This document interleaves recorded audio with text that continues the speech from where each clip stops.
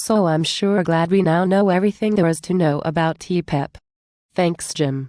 I really appreciate that you and the others have managed to learn so much and gain so much knowledge to share. Glad to do it. Personally, I can think of no better way for a teacher to spend his time than at ESD 113. Time spent there is always very productive. Did I mention that they had us color a boat once? No, but I'm sure that it was very productive. Yes. See, the boat represented the voyage that we are all on. There were characters on the boat that stood for all of the obstacles and challenges we must all overcome. Speaking of obstacles, I have a few questions. Shoot. When are we going to find the time to gather our evidence to show our competencies? And when will administrators find time to observe us? Is there going to be a way to challenge an evaluation if we disagree with it? Those are all excellent questions. To answer, I'd like you to imagine that you are on a boat. But what does a boat have to do with my question? Well, it made sense at ESD 113.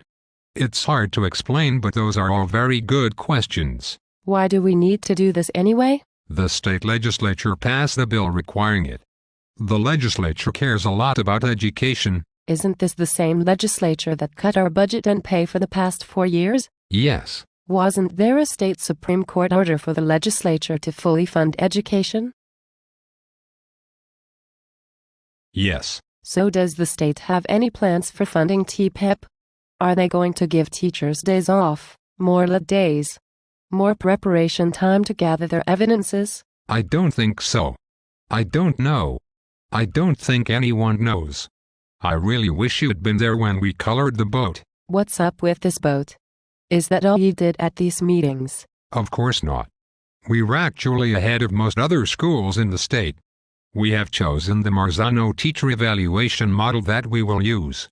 We did this after examining our 3 options, and we have moved ahead of most schools by aligning it with our Toledo School District's model of teaching and learning.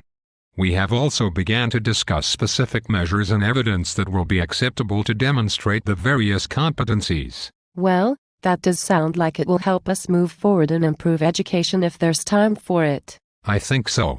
I think it's good for teachers to examine their own practice. How will this make teachers examine their practice? By keeping a portfolio, they will have to spend time thinking about the various qualities that make them a good teacher and consider room for improvement. I'm all for improvement.